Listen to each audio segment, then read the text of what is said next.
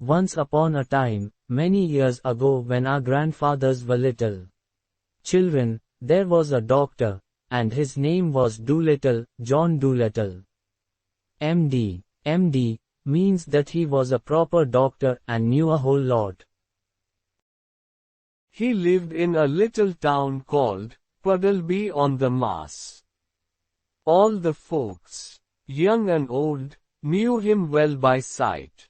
And whenever he walked down the street in his high hat, everyone would say, "There goes the doctor. He's a clever man." And the dogs and the children would all run up and follow behind him, and even the crows that lived in the church tower would caw and nod their heads. The house he lived in, on the edge of the town, was quite small, but his garden was very large and had a wide lawn and stone seats and weeping willows hanging over. His sister, Sarah Dolittle, was housekeeper for him, but the doctor looked after the garden himself. He was very fond of animals and kept many kinds of pets. Besides the goldfish in the pond at the bottom of his garden, he had rabbits in the pantry, white mice in his piano, a squirrel in the linen closet and a hedgehog in the cellar. He had a cow with a calf too, and an old lame horse 25 years of age, and chickens, and pigeons, and 2 lambs, and many other animals. But his favorite pets were Dab Dab the duck, Jib the dog, Goob Goob the baby pig, Polynesia the parrot, and the owl too. His sister used to grumble about all these animals and said they made the house untidy. And one day when an old lady with rheumatism came to see the doctor, she sat on the hedgehog who was sleeping on the sofa, and never came to see him anymore, but drove every Saturday all the way to Oxenthorpe, another town 10 miles off, to see a different doctor.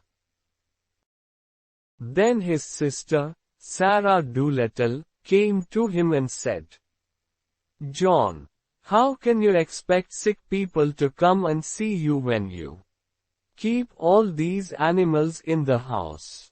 It's a fine doctor would have his parlor full of hedgehogs and mice. That's the 4th personage these animals have driven away. Squire Jenkins and the parson say they wouldn't come near your house again, no matter how sick they are. We are getting poorer every day. If you go on like this, none of the best people will have you for a doctor." "But I like the animals better than the best people," said the doctor.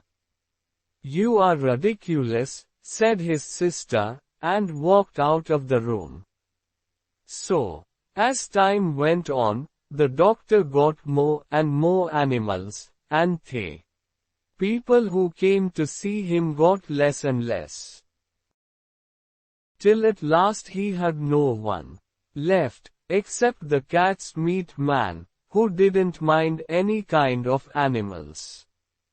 But the cat's meat man wasn't very rich and he only got sick once a year, at Christmas time, when he used to give the doctor 6pence for a bottle of medicine. 6pence a year wasn't enough to live on, even in those days, long ago. And if the doctor hadn't had some money saved up in his money box, no one knows what would have happened. And he kept on getting still more pets, and of course it cost a lot to feed them. And the money he had saved up grew littler and littler. Then he sold his piano, and let the mice live in a bureau drawer. But the money he got for the two began to go, so he sold the brown suit he wore on Sundays and went on becoming poorer and poorer. And now, when he walked down the street in his high hat, people would say to one another, "There goes John Dolittle, MD." There was a time when he was the best known doctor in the West Country. Look at him now, he hasn't any money and his stockings are full of holes. But the dogs and the cats and the children still ran up and followed him through the town, the same as they had done when he was rich. Thanks for watching this video.